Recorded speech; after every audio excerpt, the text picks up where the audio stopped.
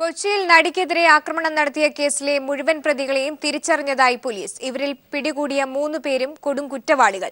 മുഖ്യപ്രതി പൾസർ സുനി കൂടാതെ ഇന്ന് കൊട്ടേഷൻ സംഘങ്ങളായ വടിവാൾ സലീം, പ്രദീപ് എന്നിവരും പിടിയിലായി. കോയമ്പത്തൂരിൽ നിന്നാണ് പ്രതികൾ അറസ്റ്റിലായത്. അതേസമയം ഇനി കിട്ടാനുള്ള പ്രതികൾക്കായി പോലീസ് ലുക്കൌട്ട് നോട്ടീസ് പുറപ്പെടുവിച്ചു. നടിയെ തട്ടിക്കൊണ്ടുപോയി ആക്രമിച്ച സംഭവത്തിൽ കോയമ്പത്തൂരിൽ നിന്നാണ് 2 പേരെ ഇന്നലെ രാത്രി പോലീസ് കസ്റ്റഡിയിലെടുത്തത്. ഗുണ്ടാ സംഘാംഗമായ വടിവാൾ സലീം, കണ്ണൂർ സ്വദേശി പ്രദീപ് എന്നിവരെയാണ് കസ്റ്റഡിയിലെടുത്ത് ചോദ്യം ചെയ്തു വരുന്നത്. നടി ആക്രമിക്കപ്പെട്ട കാറിലുണ്ടായിരുന്നവരാണ് ഇരുവരുമെന്ന് പോലീസ് സ്ഥിരീകരിച്ചു. മുഖ്യപ്രതി സുനിലിന് വേണ്ടിയുള്ള അന്വേഷണം പോലീസ് ഊർജിതമാക്കിയിട്ടുണ്ട്. ഇയാൾ പോകാൻ സാധ്യതയുള്ള 20ഓളം കേന്ദ്രങ്ങളിൽ പോലീസ് പരിശോധന തുടരുകയാണ്. പൾസർ സുനി എന്ന സുനിലിനെ കൂടാതെ വിജീഷ്, മണികണ്ഠൻ എന്നിവർക്ക് വേണ്ടിയും അന്വേഷണം തുടരുകയാണ്. കേസ് അന്വേഷണ പുരോഗതി വിലയിരുത്താനായി ADGP B സന്ധ്യയുടെ നേതൃത്വത്തിൽ ആലുവ പോലീസ് ക്ലബ്ബിൽ ഉന്നത ഉദ്യോഗസ്ഥർ യോഗം ചേർന്നു. മുഴുവൻ പ്രതികളെയും ഉടൻ പിടികൂടാനാവുമെന്ന് B സന്ധ്യ പ്രതികരിച്ചു. പുരോഗതി നന്നായിട്ട് ചെയ്തുകൊണ്ടിരിക്കുന്നു. ഡീറ്റെയിൽസ് പറയാൻ ബുദ്ധിമുട്ടുണ്ട്. സിനിമാ മേഖലയിൽ ഉൾപ്പെടെ അന്വേഷണം നടത്തുന്നുണ്ടെന്ന് IG ദിനേന്ദ്ര കശ്യപ് പറഞ്ഞു. അന്വേഷണം നടന്നുകൊണ്ടിരിക്കുക കേട്ടോ. വേഗത്തിൽ അന്വേഷണം ഒരു പ്രത്യേക സംഘമായിട്ട് നടന്നുകൊണ്ടിരിക്കുക. ബാക്കി കാര്യങ്ങൾ പിന്നെ അറിയിക്കാം കേട്ടോ. ഇപ്പൊ കുറച്ച് തിരക്കത്തിലാണ്. Thank you so much. മുഴുവൻ പ്രതികളെയും തിരിച്ചറിഞ്ഞ പോലീസ് ഇവരെ ഉടൻ വലയിലാക്കുമെന്നാണ് സൂചന. കസ്റ്റഡിയിലുള്ള 2 പേരുടെ അറസ്റ്റ് ഇന്ന് രേഖപ്പെടുത്തും. പ്രതികൾ സഞ്ചരിച്ച വാഹനങ്ങളും പോലീസ് കസ്റ്റഡിയിലെടുത്തിട്ടുണ്ട്. News bureau, Kochi. കഴിഞ്ഞ ദിവസം നടിയെ തട്ടിക്കൊണ്ടുപോകാൻ ശ്രമിച്ച കേസിലെ പ്രധാന പ്രതി പൾസർ സുനി കൊടും ക്രിമിനൽ. ഇയാൾക്കെതിരെ നിരവധി കേസുകളാണ് നിലവിലുള്ളത്. പൾസർ സുനിക്കെതിരെ വെളിപ്പെടുത്തലുമായി പ്രമുഖരും രംഗത്തെത്തി. പെട്രോൾ പമ്പ് ആക്രമിച്ച് പണം തട്ടലടക്കം നിരവധി കേസുകളാണ് പൾസർ സുനിക്കെതിരെ നിലവിലുള്ളത്. ഇത്തരത്തിൽ തട്ടിക്കൊണ്ടുപോകലാണ് ഇയാളുടെ പ്രധാന ക്രിമിനൽ പ്രവൃത്തി. പൾസർ സുനിയുടെ ക്രിമിനൽ പശ്ചാത്തലം മനസ്സിലാക്കി വർഷങ്ങൾക്ക് മുമ്പ് ഇയാളെ തന്റെ ഡ്രൈവർ സ്ഥാനത്ത് നിന്ന് ഒഴിവാക്കിയിരുന്നുവെന്ന് നടനും MLA-യുമായ മുകേഷ് പറഞ്ഞിട്ടുണ്ട്. ഒരു 3 കൊല്ലം മുമ്പ് എൻ്റെ കൂടെ 1 കൊല്ലം വർക്ക് ചെയ്തിരുന്ന ആളാണ് ഈ സുനിൽ എന്ന് പറഞ്ഞ ആള്. അന്നത്തെ സമയത്ത് തന്നെ എൻ്റെ അടുത്ത് വളരെ ഉയർന്ന ഒരു പോലീസ് ഉദ്യോഗസ്ഥൻ, അദ്ദേഹം എൻ്റെ വളരെ അടുത്ത സുഹൃത്താണ്, എൻ്റെ അടുത്ത് ഒരു പകുതി തമാശയും പകുതി സീരിയസ് ആയിട്ട് അദ്ദേഹം പറഞ്ഞിട്ടുണ്ട്. ഇവരൊക്കെ എന്തെങ്കിലുമൊക്കെ മോശപ്പെട്ട ബന്ധങ്ങളുള്ള ഒരു ആളാകാൻ സാധ്യതയുണ്ട് എന്ന് അദ്ദേഹം ഒരു ഉപദേശ രൂപേണ എൻ്റെ അടുത്ത് പറഞ്ഞിട്ടുണ്ട്. ഒരു ദിവസം ഞാൻ സുനിലിൻ്റെ അടുത്ത് പറഞ്ഞു, ഇങ്ങനെ ഞാൻ കുറച്ചാൾ കാണത്തില്ല, തൽക്കാലം നമുക്ക് പിന്നെ ഇതിൻ്റെ ആവശ്യമില്ല. സിദ്ദിഖ് ലാൽ എന്നെ വിളിച്ചിട്ട് പറഞ്ഞു, ഒരു മനുഷ്യൻ പോലും പറഞ്ഞില്ല ഇദ്ദേഹം ഇങ്ങനെ ഒരു സംഭവത്തിന്റെ അല്ലെങ്കിൽ ഇങ്ങനെ ഒരു വലിയ ക്രിമിനലാണെന്ന്. അങ്ങനെയാണെങ്കിൽ ഒരിക്കലും ഞാൻ എൻ്റെ ഫിലിം കമ്പനിയിൽ വെക്കില്ലായിരുന്നു. കഴിഞ്ഞ ദിവസം പീപ്പിൾ TV ന്യൂസ് ആൻഡ് വ്യൂസിൽ നിർമ്മാതാവ് സുരേഷ് കുമാർ പൾസർ സുനിയെ സംബന്ധിച്ച് തന്റെ അനുഭവം വെളിപ്പെടുത്തിയത് ഇങ്ങനെ. എൻ്റെ ഭാര്യയ്ക്ക് ഇതേപോലൊരു പ്രശ്നമുണ്ടായി. റെയിൽവേ സ്റ്റേഷനിൽ കാർ വന്നിട്ട് കാറിന് പകരം ഒരു ടെമ്പോ ട്രാവലർ വന്നു. ടെമ്പോ ട്രാവലറിൽ ഷൂട്ടിങ്ങിന് പോയതാണ് എറണാകുളത്ത് 5 കൊല്ലം മുമ്പ് ഒരു പടത്തിൻ്റെ. അപ്പം ആ ടെമ്പോ ട്രാവലിൽ കയറി ഹോട്ടലിൽ രമണ ഇൻ എന്ന് പറഞ്ഞ ഹോട്ടലിൽ പോകണമെന്ന് പറഞ്ഞ് പോയിട്ട്, അപ്പോൾ രമണ ഇന്നിൽ എത്തുന്നതിന് മുമ്പ് ഇത് ലേക്ക് ഷോർ കഴിഞ്ഞ് വീണ്ടും കറങ്ങുകയാണ്. 2-3 പ്രാവശ്യം കറങ്ങിയപ്പോൾ എന്നെ ഫോൺ ചെയ്ത് പറഞ്ഞു, വൈഫ് അയാളുടെ അടുത്ത് എന്താണ് ഇങ്ങനെ കറങ്ങുന്നതെന്ന് ചോദിച്ചു കഴിഞ്ഞപ്പോഴത്തേക്ക് ഉടനെ എന്നെ പിന്നെ വീണ്ടും കൊണ്ട് രമണ ഇന്നിൽ കൊണ്ട് വിടുകയായിരുന്നു. അപ്പോൾ അതിൻ്റെ ഏറ്റവും വലിയ കോയിൻസിഡൻസ് എന്ന് പറഞ്ഞാൽ ഇന്ന് ഇതിൻ്റെ അകത്ത് രാവിലെ ജോണി സാഹിർ എന്നെ വിളിച്ചിട്ട് പറഞ്ഞു, ഈ പൾസർ സുനി എന്ന് പറഞ്ഞ ആളാണ് അന്ന് ആ വണ്ടി ഓടിച്ചിരുന്നത്, ഇന്ന് കിട്ടാനുള്ള പ്രതി. ഇന്നേ വരെ ഈ 5 കൊല്ലം മുമ്പാണ് ഞാൻ പറഞ്ഞ ഒരു റിപ്പോർട്ട് ഇതാണെന്നും പറഞ്ഞിട്ടൊരു കംപ്ലൈൻറ്റിൻ്റെ ഒരു കാര്യം പോലും കിട്ടിയില്ല എന്ന്. ഇതോടെ നിരപരാധിയായ നടിയെ തട്ടിക്കൊണ്ടുപോയി ആക്രമിക്കാൻ ശ്രമിച്ച സംഭവം പൾസർ സുനിയുടെ ക്രിമിനൽ ആസൂത്രണം തന്നെയെന്ന് ബോധ്യമാകുന്നു. News desk, people TV news. കൊച്ചിയിൽ നടിയെ ആക്രമിച്ച സംഭവത്തിൽ പരാതി ലഭിച്ച ഉടൻ പോലീസ് ശക്തമായി ഇടപെട്ടുവെന്ന് കോടിയേരി. കൊച്ചിയിലുണ്ടായത് ഒറ്റപ്പെട്ട സംഭവമാണ്. കേരളത്തിൽ ക്രമസമാധാന തകർച്ച വരുത്തി തീർക്കാനാണ് കോൺഗ്രസിന്റെ ശ്രമമെന്നും കോടിയേരി. കൊച്ചിയിലുണ്ടായത് ഒരു ഒറ്റപ്പെട്ട സംഭവമാണ്. ഒരു സിനിമാ നടിക്ക് അവരെ തട്ടിക്കൊണ്ടുപോകാൻ നടത്തിയിട്ടുള്ള ശ്രമം, അതുമായി ബന്ധപ്പെട്ട പരാതി ലഭിച്ച ഉടൻ തന്നെ പോലീസ് വളരെ ശക്തമായി ഇടപെടുകയും അതിലെ പ്രധാനപ്പെട്ട ഒരു പ്രതിയെ തന്നെ പിടികൂടാൻ കഴിഞ്ഞത് സംഭവവുമായി ബന്ധപ്പെട്ട മറ്റ് വസ്തുതകൾ കണ്ടെത്താനും യഥാർത്ഥമായി സംഭവത്തിൽ ഉൾപ്പെട്ടവരെ കണ്ടെത്താനും സഹായകമായ വിധത്തിലാണ് പോലീസിൻ്റെ അന്വേഷണം നടന്നുകൊണ്ടിരിക്കുന്നത്.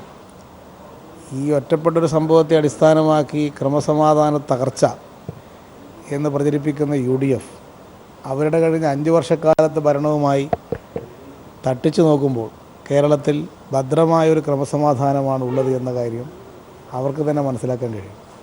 മുൻകാലങ്ങളിലും ഇത്തരത്തിലുള്ള ചില സംഭവങ്ങൾ നമ്മുടെ സംസ്ഥാനത്ത് ഉണ്ടായിട്ടുണ്ട് എന്നുള്ള വസ്തുത ആർക്കും നിഷേധിക്കാൻ സാധിക്കുന്നൊരു കാര്യമല്ല.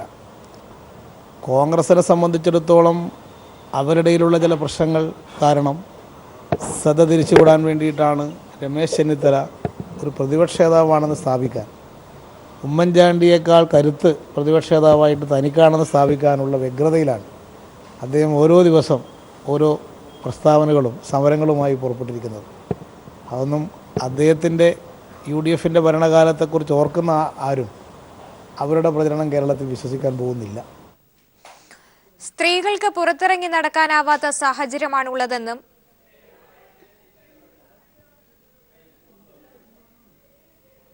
ക്രമസമാധാന നില അനുദിനം വഷളാകുന്നു.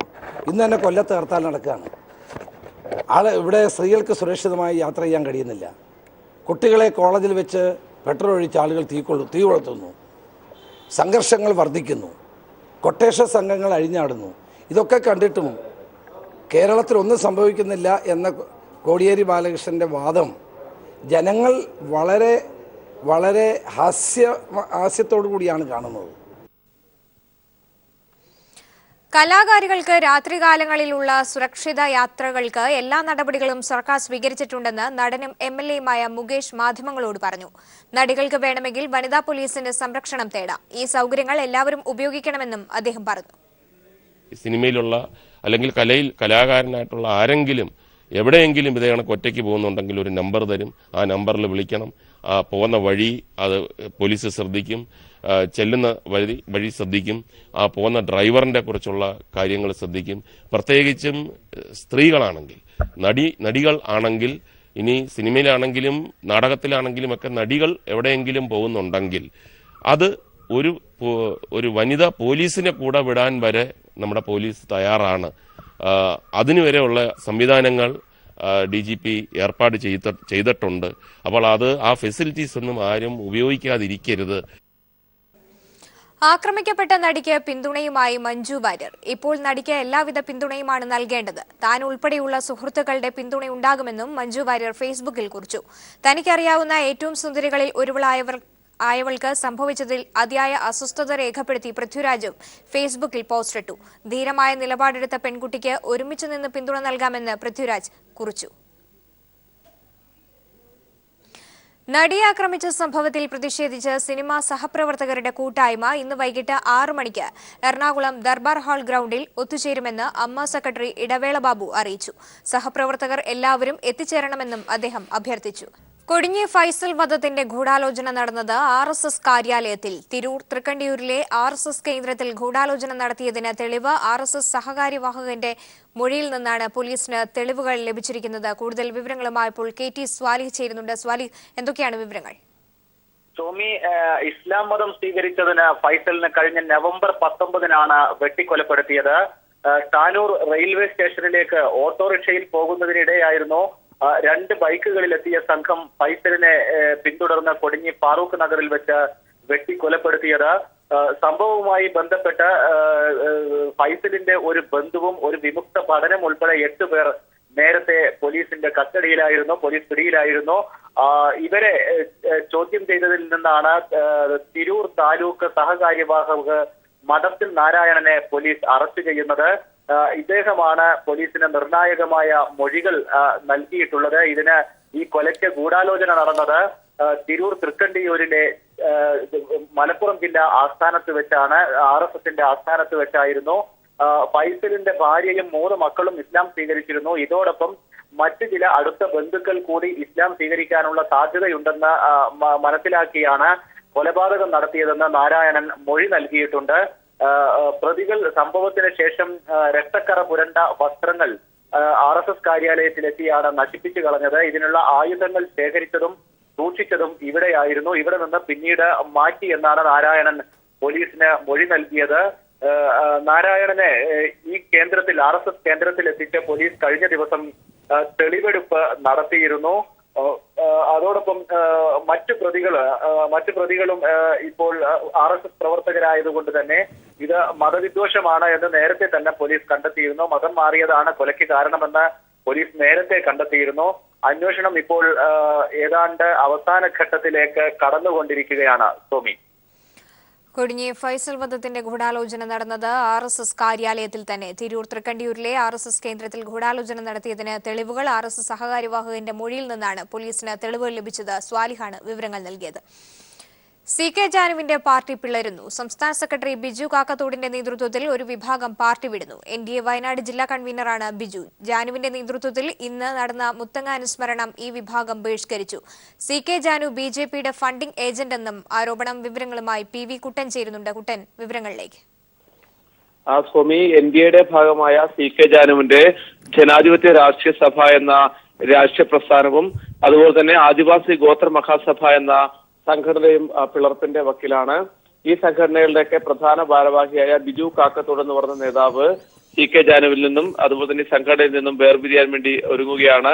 ഈ സംഘടനക്കകത്ത് വലിയ പിളർപ്പിലേക്ക് സംഘടന വലിയ പിളർപ്പിലേക്ക് പോയിക്കൊണ്ടിരിക്കുകയാണ്. ബിജു കാക്കത്തോടിന്റെ നേതൃത്വത്തിലുള്ള നൂറുകണക്കിന് പ്രവർത്തകർ ഈ പാർട്ടി സംവിധാനം അതുപോലെ തന്നെ ഈ സംഘടനാ സംവിധാനം വിട്ട് മറ്റ് രീതിയിലേക്കുള്ള പ്രവർത്തനം ആലോചിച്ചുകൊണ്ടിരിക്കുകയാണ്. ഇവർ പറയുന്ന പ്രധാനപ്പെട്ട ആരോപണങ്ങൾ CK ജാനു BJPയുടെ ഫണ്ടിംഗ് ഏജന്റായി മാറിയിരിക്കുകയാണ്.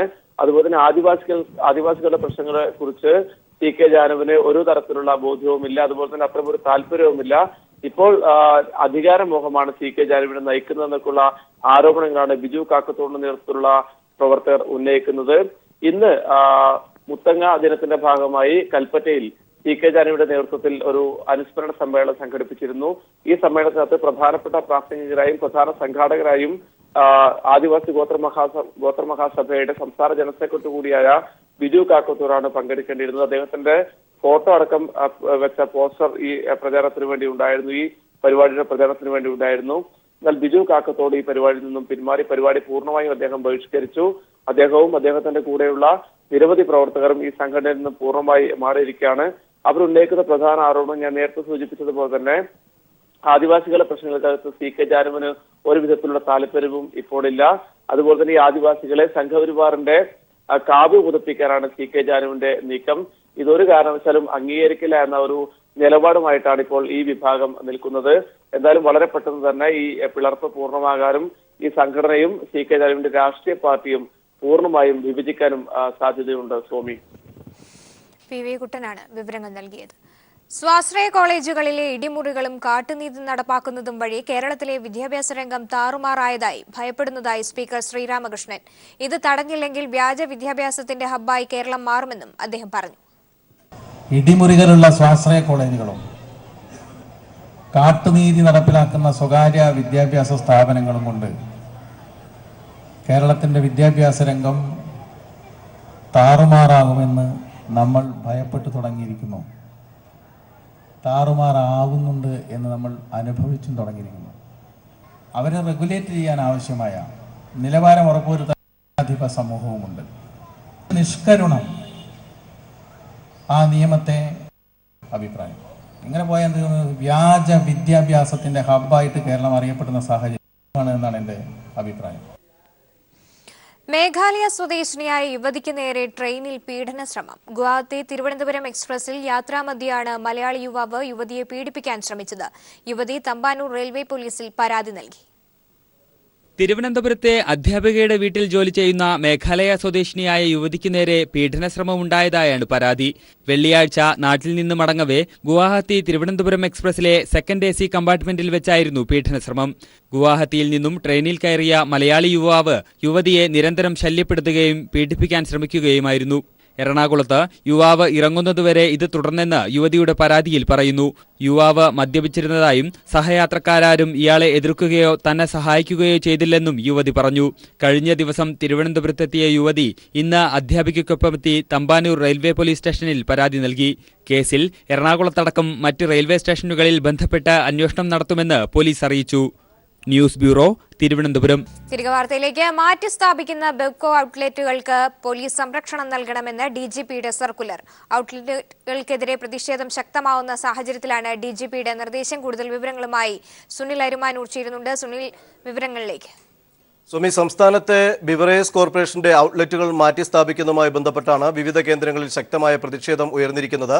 പ്രത്യേകിച്ച് ചില സ്ഥലങ്ങളിൽ തന്നെ കുട്ടികളെ അണിനിരത്തിക്കൊണ്ട് ശക്തമായിട്ടുള്ള സമര പരിപാടികളുമായി മദ്യവിരുദ്ധ സംഘടനകളും അതോടൊപ്പം തന്നെ ജനകീയ സമിതികളും ഒക്കെ സംഘടിപ്പിച്ചെത്തിയിട്ടുണ്ട്. ഈ പശ്ചാത്തലത്തിൽ സുപ്രീം കോടതി ഉത്തരവനുസരിച്ച് ഹൈവേയുടെയും അതുപോലെ തന്നെ സംസ്ഥാന ഹൈവേകളുടെയും പരിസരത്ത് പ്രവർത്തിക്കുന്ന ബെക്കോയുടെ ഔട്ട്ലെറ്റുകൾ മാറ്റി സ്ഥാപിക്കാൻ പറ്റാത്ത ഒരു അവസ്ഥയാണ് ഈ ഒരു സാഹചര്യം സംജാതമായിരിക്കുന്നത്. പശ്ചാത്തലത്തിലാണ് പോലീസ് സംരക്ഷണം ആവശ്യപ്പെട്ടുകൊണ്ട് ബെപ്കോ MD DGPക്ക് കത്ത് നൽകിയത്. ഇതിന്റെ അടിസ്ഥാനത്തിലാണ് DGP പോലീസ് സംരക്ഷണം നൽകാൻ ഉത്തരവിട്ടിരിക്കുന്നത്. ജില്ലാ പോലീസ് മേധാവിമാർക്കാണ് ഇതനുസരിച്ച് DGP നിർദ്ദേശം നൽകിക്കൊണ്ട് സർക്കുലർ പുറപ്പെടുവിച്ചിരിക്കുന്നത്. ഇവരുടെ ആവശ്യപ്രകാരം തന്നെ ഇത്തരത്തിൽ ഏതെങ്കിലും തരത്തിൽ പ്രശ്നങ്ങൾ ഉണ്ടാവുകയാണെങ്കിൽ അത്തരത്തിൽ സുരക്ഷ നൽകണമെന്നാണ് നിർദ്ദേശം നൽകിയിരിക്കുന്നത്. ഇതുവരെ 30 ഔട്ട്ലെറ്റുകൾ മാത്രമാണ് മാറ്റി സ്ഥാപിക്കാൻ കഴിഞ്ഞത്. ഇനി ഏകദേശം 180-ലധികം ഔട്ട്ലെറ്റ് സംസ്ഥാനത്ത് ബിവറേജ് കോർപ്പറേഷന്റെ വകയായി മാറ്റി സ്ഥാപിക്കാനുള്ള ഒരു പശ്ചാത്തലമാണ്. സുപ്രീം കോടതിയുടെ ഉത്തരവ് മാർച്ച് 31-നകം തന്നെ ഇത് പൂട്ടണം എന്നുള്ളതാണ്. അതിനി അധിക സമയമില്ലാത്തതുകൊണ്ട് തന്നെയാണ് ഇത്തരത്തിൽ പോലീസ് സംരക്ഷണം തേടിയിരിക്കുന്നത്. മാറ്റി സ്ഥാപിക്കുന്ന ബെപ്കോ ഔട്ട്ലെറ്റുകൾക്ക് സംരക്ഷണം നൽകണമെന്ന് DGPയുടെ സർക്കുലർ. സുനിൽ അരുമാനൂരാണ് വിവരങ്ങൾ നൽകിയത്. മാർത്തോമാ സഭ വലിയ മെത്രാപ്പൊലീത്ത ഫിലിപ്പോസ് മാർ ക്രിസോസ്റ്റത്തിന്റെ 100ാം പിറന്നാൾ ആഘോഷം നടന്നു. കൺവെൻഷൻ നഗറിൽ 10,000-കണക്കിന് വിശ്വാസികളോടൊപ്പമായിരുന്നു ആഘോഷം. ബിഷപ്പുമാരുടെയും തിരുമേനിമാരുടെയും ആശംസാ പ്രസംഗത്തോടെയും പ്രാർത്ഥനയോടെയുമായിരുന്നു ഫിലിപ്പോസ് മാർ ക്രിസോസ്റ്റം വലിയ മെത്രാപ്പൊലീത്തയുടെ 100ാം പിറന്നാൾ ആഘോഷത്തിന് തുടക്കമായത്. ക്രിസോസ്റ്റം തിരുമേനിയുടെ നന്മയും അദ്ദേഹത്തോടൊപ്പം ഉണ്ടായിരുന്ന നിമിഷങ്ങളെപ്പറ്റിയുമൊക്കെ ബിഷപ്പുമാർ പങ്കുവച്ചു. കുട്ടികളുടെ കൂട്ടുകാരനായ ക്രിസോസ്റ്റം കേക്ക് മുറിച്ച് കുട്ടികൾക്ക് നൽകിയാണ് ആഘോഷ പരിപാടിയിൽ പങ്കെടുത്തത്.